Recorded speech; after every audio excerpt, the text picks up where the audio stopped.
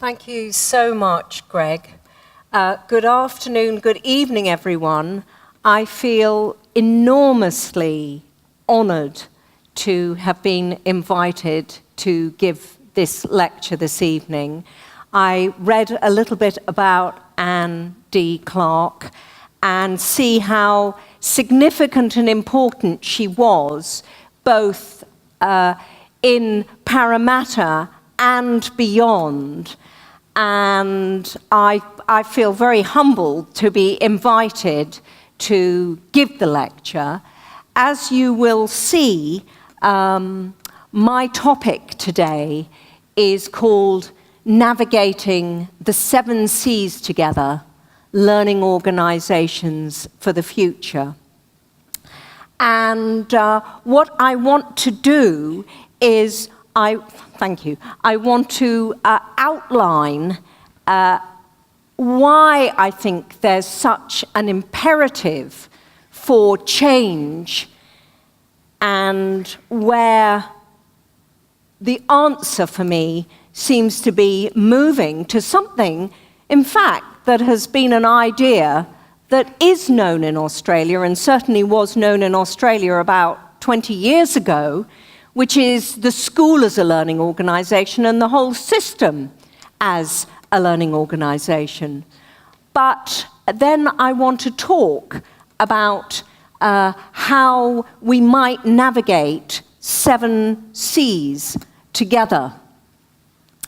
And of course, the idea of 7 Cs has a different meaning altogether. And the 7 Cs are generally known as 7 bodies of water, the 7 great oceans, which historically were trading areas and oceans that the sailors would move. But to be able to navigate the 7 Cs, a sailor had to be a real explorer and have tremendous confidence to be able to do that. Many of the ideas of the 7 Cs were mythical ideas around the 7 Cs. But of course, the number 7 has so much significance for us in many ways. The 7 days of creation, 7 deadly sins, the 7 wonders of the world, the magical number 7, and so on, and you could name many more. So here we look at the 7 Cs, and we say to ourselves, how do we navigate this? And in particular, how do we navigate 7 Cs in a period when we are faced with huge winds of change?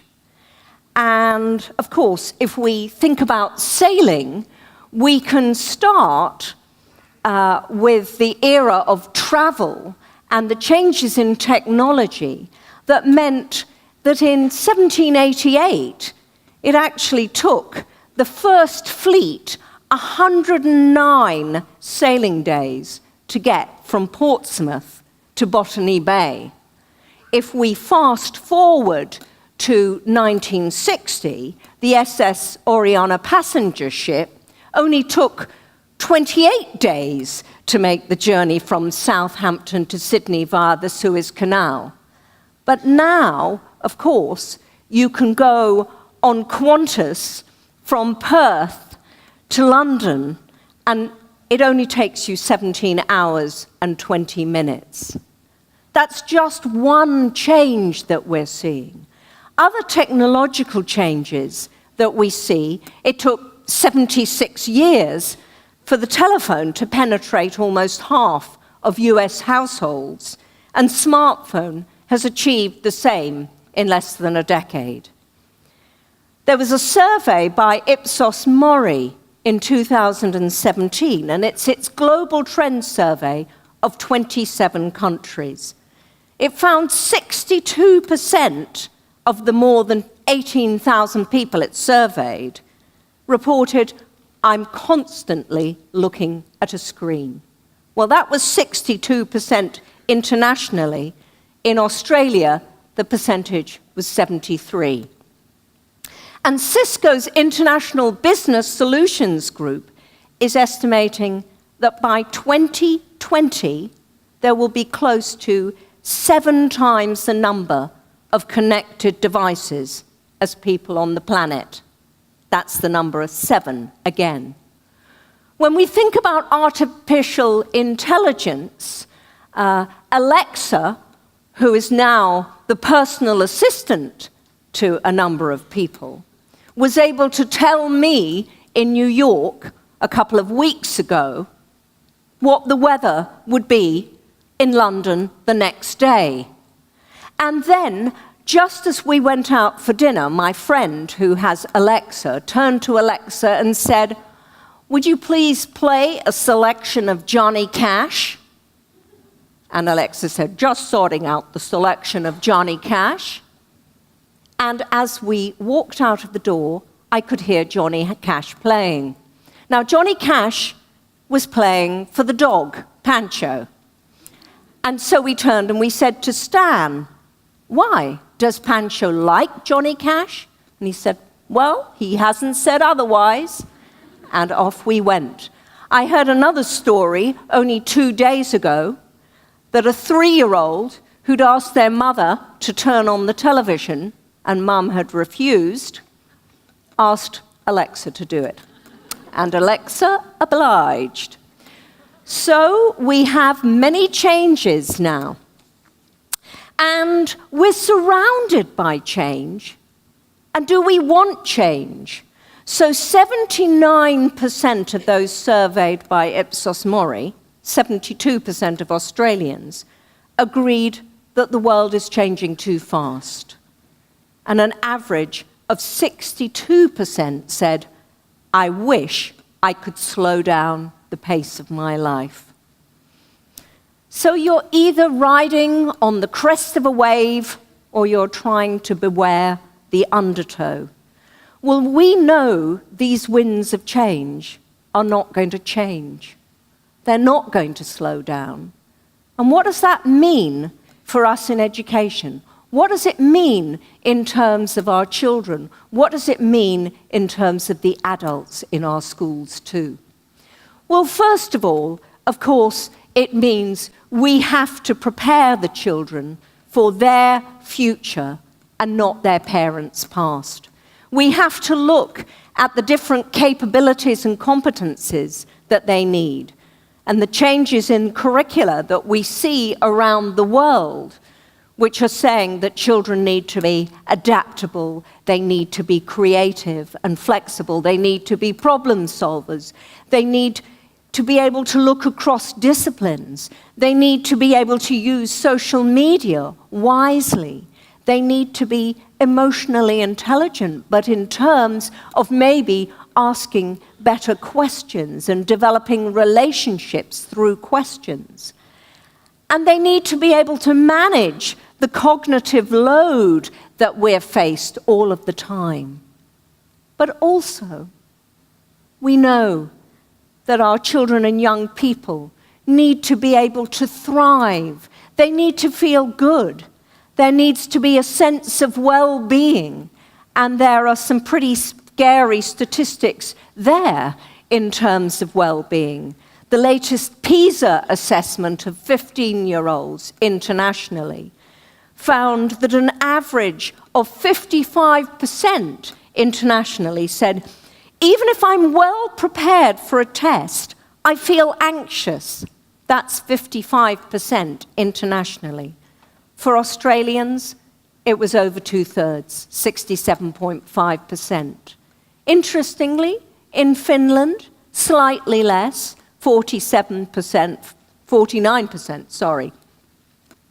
And then when they ask the question, I get very tense when I study, an average of 37% of young people said that. 47%, almost half, of young Australians, but only 18% of those in Finland. And so teachers and school leaders need to be able to respond to that. And from a range of international projects and initiatives, we now see that to be able to create a school that can move forward and help young people have that kind of well-being and be prepared for their future and to be adaptable and flexible, we can't do what we've always done.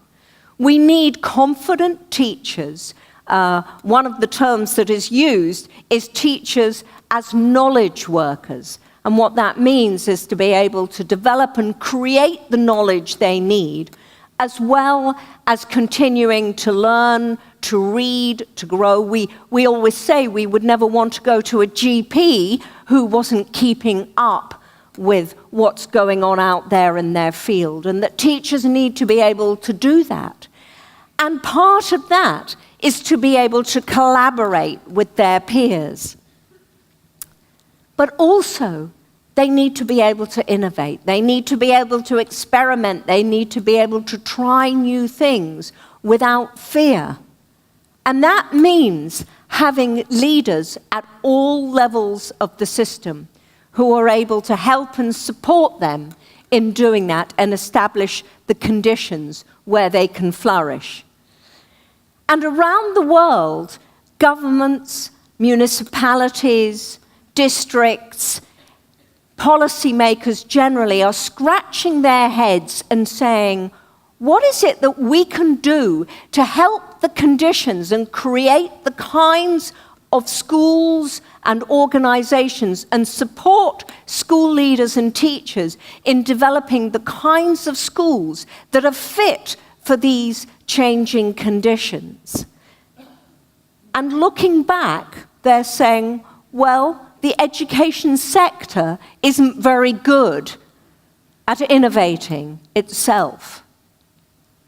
But people are starting to move towards the idea that maybe we need to go back and think about the idea of a school as a learning organization that continues to learn, to change, to grow as people together are able to learn their way towards realizing their vision for a changing future. As I said, it's not a new concept, and in fact, particularly from the work of people like Bill Mulford and Hullia Sillins in Australia several years ago in Tasmania and South Australia, they were doing work on this.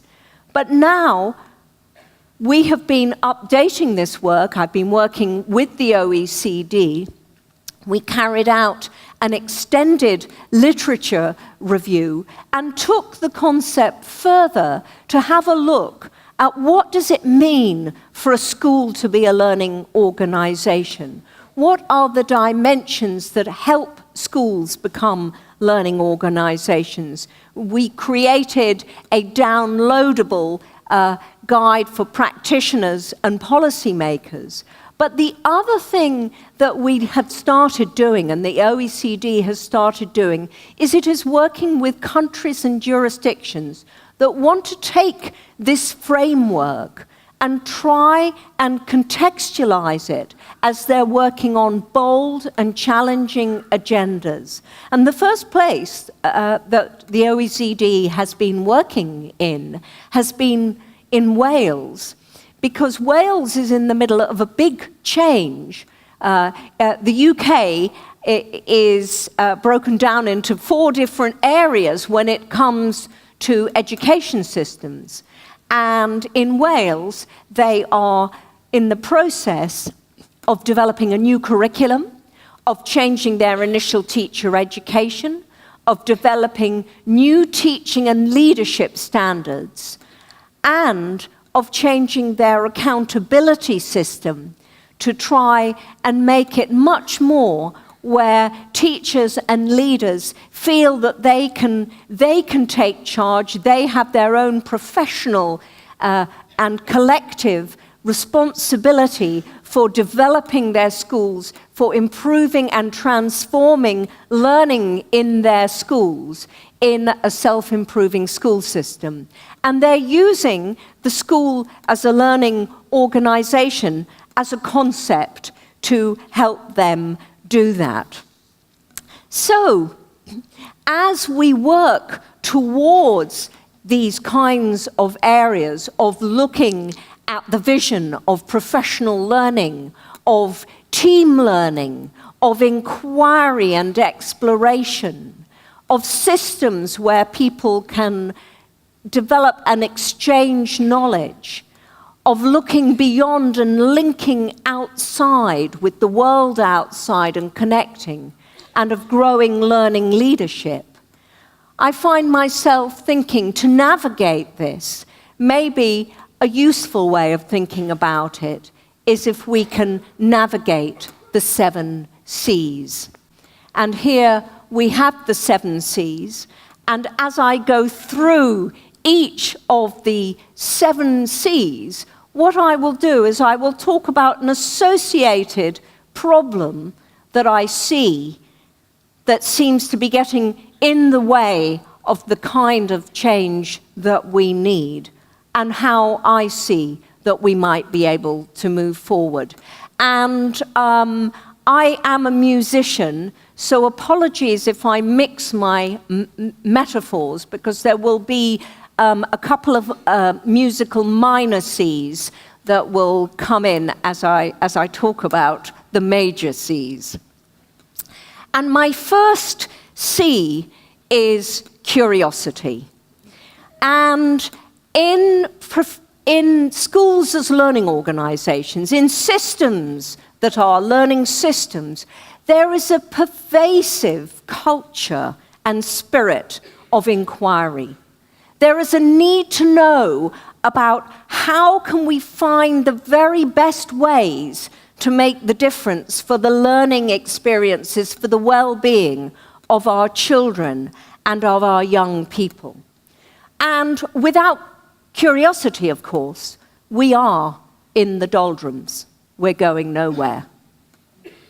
History's great thinkers were all intensively curious. If you think about the late, great Stephen Hawking and the mysteries of the universe for him, and even when he was told that it wasn't possible to bring about change that he wanted to, he and the other great thinkers were there thinking about how can we change the world? How can we change people's perceptions of this?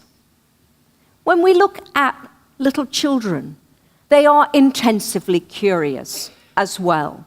And recently published research in a journal of pediatrics in the US by Prachi Shah and her colleagues highlights the links between curiosity levels of very young children and their mathematics and reading. And it's all the more important for children from socially deprived backgrounds. Young children, curious young children, ask 73 questions a day, other research finds. And yet, as we become older, we ask fewer questions. And at the age of 44, which seems a bit of a random number, but there you go, people are generally only asking 6 questions, and the questions they're asking are generally ones that they know the answers to, and they just want to be seen to be very clever at being able to answer. Now, the good news I have discovered is that the number of questions we ask goes up as we get closer to retirement. So maybe we're pondering our life at that stage. But are we promoting the conditions for curiosity? Are we promoting those kinds of questions where we really want to know? And I think for our schools need to be evidence-enriched environments. And we hear a lot about evidence-based practice, evidence-informed practice. Note the term I'm using is evidence-enriched practice. Evidence-based practice, we are told you have to base your practice on the best research evidence out there. You have to find it, and there is a lot of work here, much fine work here, coming from here and from New Zealand about effect sizes, and we need to find that, and then you base your practice on it. There is a distinction between that and evidence-informed practice, where actually you, the educator, the practitioner, the teacher, the school leader, you are in the driving seat. You are seeking evidence, you are purposefully looking for evidence, and then you are judiciously applying it along with your knowledge. For me, being evidence-enriched practice takes it that one step further, that need to know, that intensive curiosity, that clarity, those conversations about evidence, that deep challenge as people work to find the data they want, not just drown in the data that's there, not just NatPlan, but the data that you need, and it might be photographs. My colleague in Austria, Michael Schratz, has spent many years saying to students, take 3 photographs that you think show you what helps your learning. And now take 3 photographs of what you think teachers think help you with your learning, and then compare the 2. That's great data. Or observational data.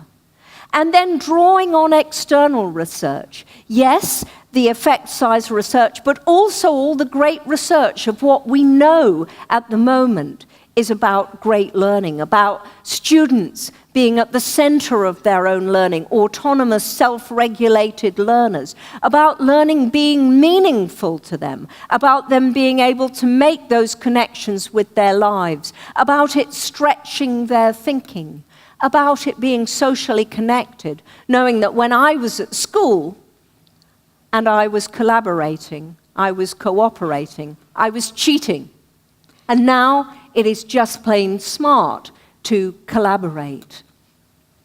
But also carrying out forms of inquiry, of research and development, of cycles of inquiry that help us to dig deep and investigate our practice, and using what Lorna Earle and Helen Timperley talk about as evaluative thinking, as we're innovating, as we're trying out new interventions, as we're drawing on research to help us, give us some ideas of what would be good strategies to try out, but then working and connecting with researchers who will help us as we evaluate what we're doing.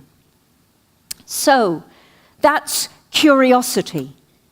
My second C is creativity. And in schools as learning organizations, in systems that are learning organizations, we find that leaders are encouraging staff, and staff dare to experiment. They dare to try things out. They dare to take risks. They're rewarded for that. And yet, we know in schools and systems, very often, there's a lot of fear. My own research and development has found that when we ask the question, what is the greatest risk that you can take if you experiment with your practice on a wet Tuesday afternoon, of which we have many in England? What is the greatest risk that you can take? We get catastrophe. We get, I'm going to feel a complete idiot in front of my peers. The kids will fail their exams. The parents will go absolutely mad. Ofsted, our external inspectors, are going to come straight in and they're going to fail the school. And then the nub of it all. Do I really have the confidence? And yet, it's absolutely vital that you do have the confidence. It's absolutely critical. And as they reflect, they say, well, maybe if we reflect, maybe if we check, maybe if it's okay to take risks, it's dangerous not to do it. So we have to be able to allow people to be creative. Can you please, just for a moment, turn to the person next to you and tell them, what do you think are the conditions that need to be created by leaders to help people be creative, to help teachers be creative? When we carried out our research, and we worked with two different sets of leadership teams in 2 different districts, carried out over 300 interviews, and our findings were very similar, as it turns out, to the findings of people like Teresa Amabile, who work outside education, that to promote and nurture the creativity of colleagues, leaders have to see it as just as important that teachers are creative as anything else, and take the opportunity that where there are difficulties and where there is failure, that is an opportunity that can be shared for learning. That they model it. If teachers don't see this as being something important, the picture here, the DNA of a school, if it's not about creativity for school leaders, teachers will not be leaders. And they have to be provided with that time and space, and also have the opportunity to be exposed to new ideas, to stretch them, to push their thinking. Perhaps one of the most difficult things for our school leaders as we worked with them was to be able to let go, to be able to give the opportunity for teachers to take over the lead. And what we would do is that we would set up projects where we asked the school leaders then to create aspects of the project where they had no leadership role, where they would involve what we called a convertible skeptic, of which we know there sometimes are skeptics on staff, and quite right too, to be involved in leading that and taking it forward and then becoming a champion, and to get students involved in leading the change, but always staying true to their core values. And it was very challenging for the leaders to let go. And that is my 3rd C. Because we find that in learning organizations, people relish challenge, and they're willing to challenge themselves, to challenge each other, and they engage in challenging professional learning that pushes their thinking, that interrupts their assumptions, as Stephen Katz and Lisa Dack say. Because it's very easy just to stay in your comfort zone. Over 20 years ago, Dean Fink and I wrote a book called Changing Our Schools, and we talked about the cruising school. The school that sort of said, well, we've been doing it this way for many years, and it's worked for us, and if it ain't broke, don't fix it. Well, it's still true now, except you can cruise occasionally, and sometimes it's good to be able to take your foot off the accelerator. But you can't do that as a matter of course, and you can't do that in the winds of change. And therefore, you have to be able to move yourself out of your comfort zone, to challenge yourself, and to challenge yourself with professional learning with your colleagues. And we have found that some of the most successful forms and challenging forms of professional learning come when teachers and leaders all get together and open themselves up in mutual forms of learning, involving inquiry, where everyone has an equal role, everyone is likely to be called on to expose themselves and what in the literature on professional learning communities we call deprivatizing practice, opening up our practice to the scrutiny of others, but not just opening up the practice to others, helping each other to improve it. So it's not just being moved from one place to another, it's being developed. So forms of peer review, and we have several forms of learning reviews, and I've come across them also in Australia, where teachers will go from one school, for example, to another school and help the other school that hosts the review and comes up with a topic, for example, around critical thinking of their students, introduces the research on that,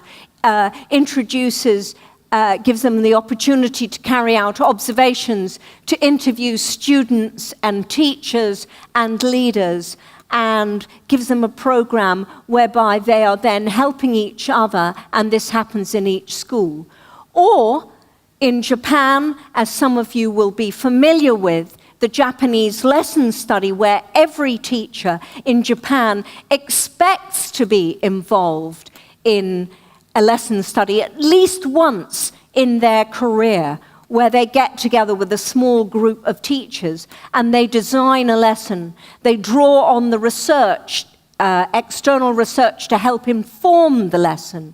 They create an observation schedule. It's their lesson, it's everyone's lesson, but one person teaches it. The others observe. They then get together and they analyze the lesson and give feedback in the knowledge that when they design another lesson, they will then have another teacher teach that until everyone has taught that. And then in Japan, sometimes they teach a public lesson and they also write about it. They share their story because Japanese teachers read, and half of what they read is written by Japanese teachers. So they are passing their learning on. And that means that as they challenge themselves, they take themselves further out of their comfort zones. And that starts with you doing that. This picture, some of you will be familiar with this picture, this comes from early childhood education. Those wonderfully curious children who will crawl out of their comfort zone and are encouraged, as learning is scaffolded, to take them out of their comfort zone, but not so far that they go into their panic zone. My question for you: when did you last learn something, either inside or outside education, that took you out of your comfort zone? Please tell the person next to you. I learned something a few years ago that took me out of my comfort zone. A few of you may know about this, and I'm going to ask anybody who does already know about this not to say what it was, but anyone who doesn't know, would you like to have a guess as to what this was? And you can, if you can call it out loud. Bungee jumping. That is far too terrifying for me, I'm afraid. But it's a very good guess. Learning? Learning to swim. Yes, that would take me out of my comfort zone. It wasn't that. Thank you. One more. Stand-up comedy course. Well, there you go. That's an extremely good guess and is correct. Yes. There you are, and you didn't even know.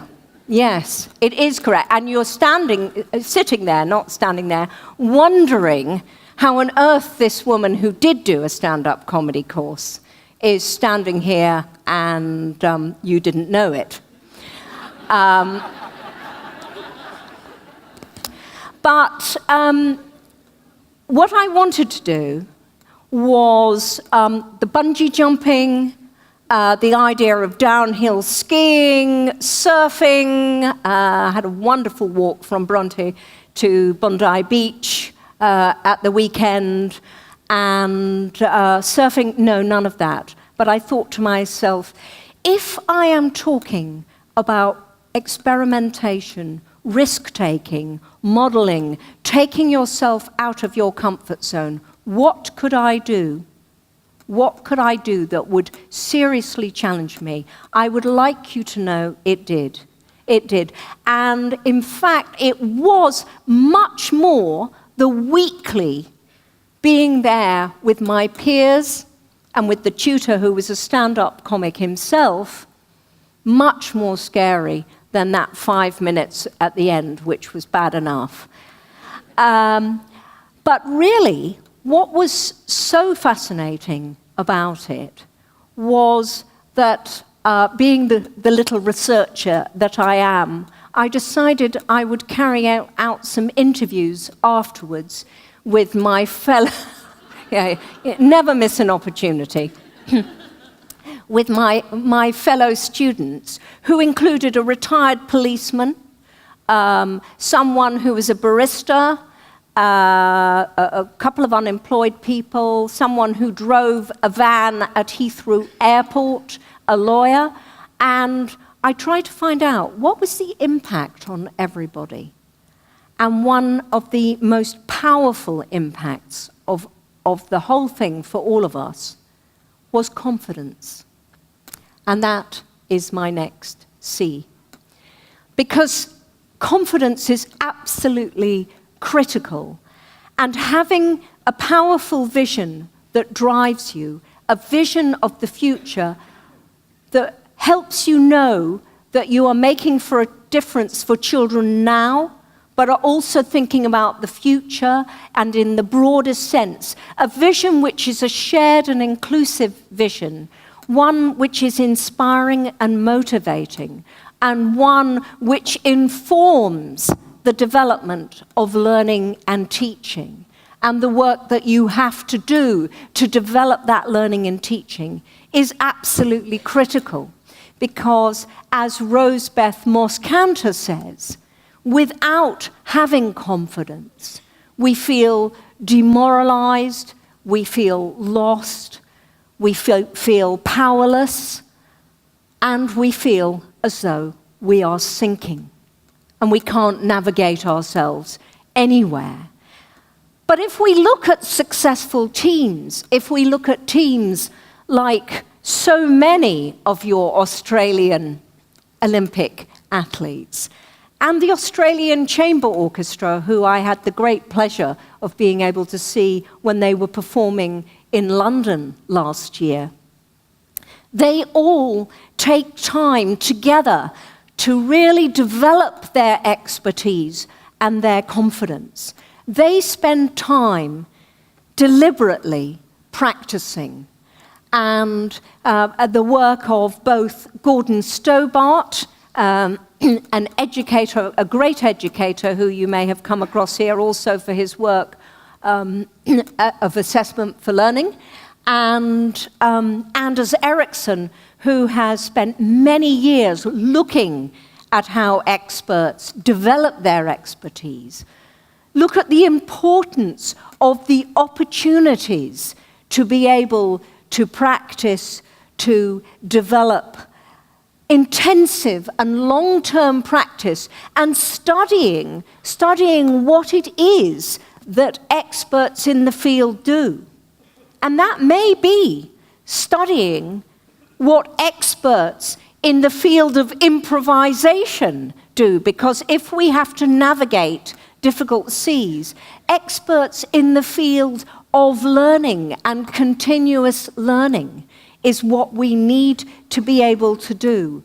And getting feedback, getting support, so this links up with the challenge that we talked about. Being able to reflect, and again, pushing people out of their comfort zone. My next C is circulation, because learning organizations and learning systems move knowledge around, and they are generous. They are generous-hearted, they are generous-spirited. What they learn is for everyone, and they have ways of moving their knowledge around. Now, there are things that get in the way of that get in the way of collaboration, and research in England has shown us that there are often barriers to collaboration, such as distrust through competition, actually not knowing how to collaborate, not believing that anything that was invented somewhere else could be relevant here, not actually knowing just the mechanisms and the ways to be able to move ideas around. But competition often seems to be one of the most powerful barriers. I have found that it's been necessary for me to do a range of forms of exploration when I have been in Australia. I have had to navigate myself around different parts of Australia, and I have one of my places that I have navigated myself to is to wineries. And apologies for not selecting an example from New South Wales. I feel extremely embarrassed. But it was when I was in Victoria that I learnt about the Mornington Peninsula. And I went down there, and there are, I think, somewhere in the region of 23 wineries that are producing Pinot Noir. And they engage in co-opetition because everybody can get better by the fact that they help share ideas about production, and then once they've produced it, tasting, I guess, marketing, and sales. And therefore, being able to share with others is absolutely essential. And thinking back to the message right at the beginning, the Darug people and their storytelling. Storytelling is one of the most powerful forms of learning as we think about songlines right through Australia. But here we get, this has been something that I have spent a lot of my own time doing, is both finding ways to animate not for me to animate my own knowledge, I use the term knowledge animation, but to help share my knowledge in a way that others can bring it to life. But here, we spend a lot of our time working with groups of middle leaders in particular, helping them to learn how to be able to share their ideas of what they've learned, warts and all. The picture there is a group of middle leaders who are using jelly babies, matchsticks, paper clips, whatever, reducing the number of jelly babies as they're going, to talk about how they can network to share their ideas. So we also have found through our research that leaders can create cultures where sharing is much more likely to happen. And I've now designed with colleagues a card resource with 7 findings here in terms of the conditions that leaders create for cultures of shared practice, that they believe it's important, that they go around spotting where it's happening and create opportunities and create that vision that it is really important to do that. That they themselves are sharing and modeling the collaboration and the openness that they want people to see. And creating that culture where people will get out of what Elizabeth City and colleagues called the land of nice and not just be polite to each other, but will share openly and help each other dig deeper into their practice. And like the creative leadership, encourage that risk-taking. And provide the time and the space and other opportunities to exchange and celebrate it when people do that. Alpha Couture, who I had the great pleasure of seeing singing blues. He no longer is with us, sadly, but he had the amazing distinction of not only being a blues singer, but he was the mayor of his village in Mali, said that we are selfish if we don't share. It's absolutely critical that we do that. And I talked about our middle leaders already, and leadership requires leadership at all levels. And we need catalysts for change.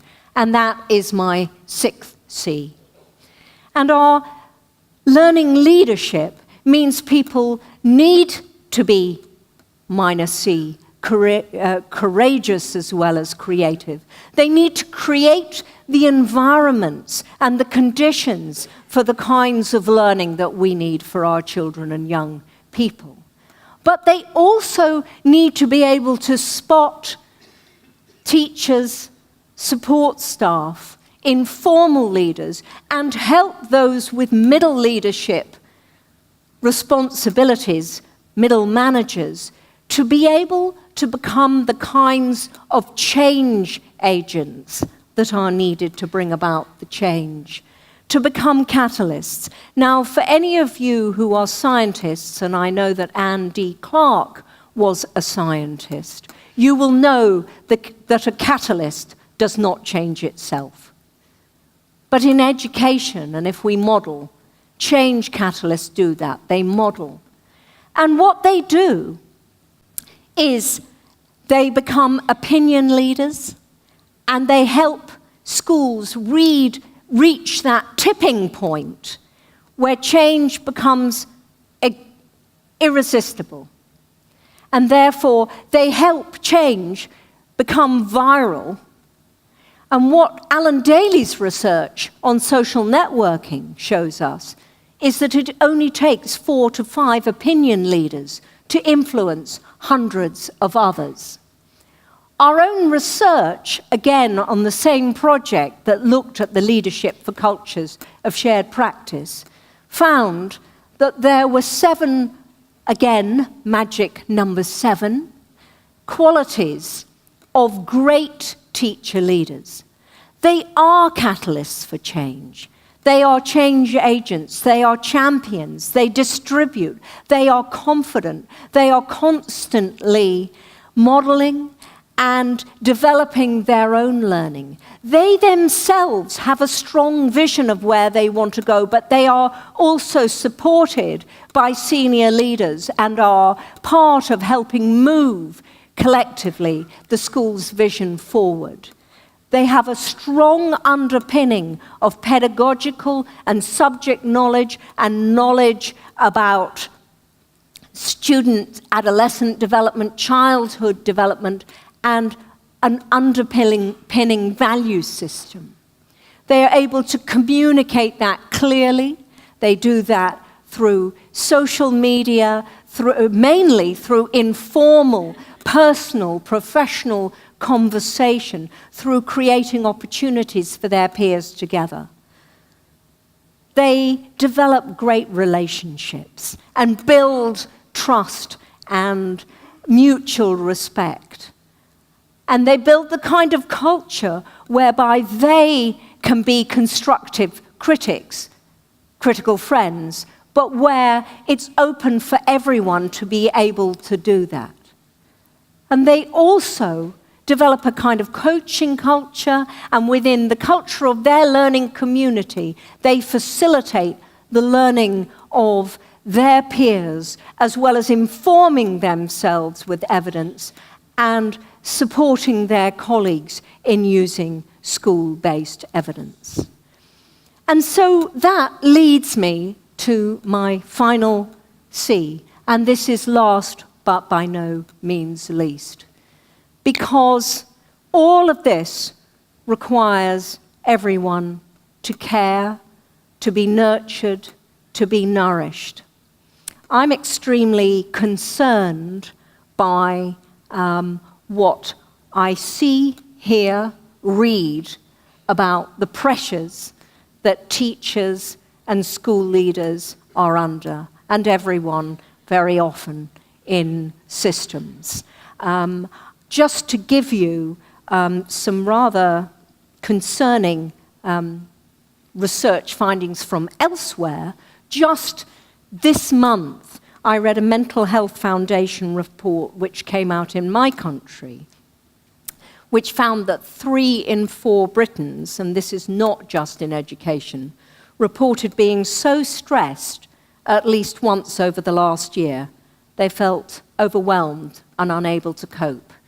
And about a third talked in terms of harming themselves. England's got a recruitment crisis. In some research this year in the US by Herman and colleagues, found that teachers with high stress, burnout, and low coping profiles, not surprisingly, have a negative impact and the poorest association with the poorest student outcomes. I am well aware of the principal well-being research here by Philip Riley and colleagues, and it makes for uncomfortable reading. So caring isn't an option. It's not the cherry on the cake. It is absolutely the heart and soul of what we need.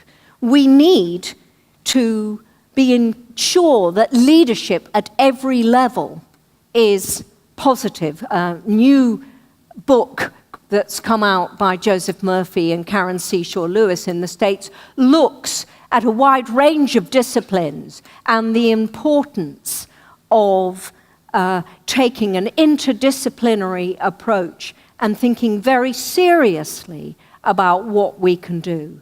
And when I go back to my own work with Dean Fink, again over 20 years ago, and talking about invitational leadership, which is built on optimism, on trust, on respect, and on intentionally believing the best of people. And that we have to give people messages that invite them to go with us and navigate the journey together. And that requires inviting ourselves and nourishing ourselves personally, inviting others ourselves professionally, and then inviting others personally and professionally. But finally, I have been extremely excited because what I wanted to do as we looked in Wales and we started to look at the learning organisation, I wanted to know, does this make a difference for staff? And in a survey, we put in some questions about staff satisfaction and responsiveness to needs. And what we have found in this research is that there is actually a link between job satisfaction and responsiveness to needs and the school as a learning organisation. Where teachers, where support staff, where school leaders feel that there are professional learning opportunities, where they are involved in team learning, where their leadership is given the opportunity to grow, they feel a sense of satisfaction, where they are able to inquire on their practice, where they're able to explore and experiment, they feel a sense of satisfaction. but also where they feel part of an inspiring vision, where they feel part of a vision for that future for their students, and where they feel they've got an important part to play in that. That touches them and it meets their needs as well. So, we've gone through the 7 C's we need to navigate together. And I hope that paying serious attention to that will make it more likely that you'll enjoy plain sailing from here. I hope that means you will also be able to enjoy the scenery, but that it means that you will be at sea, but not all at sea. Thank you.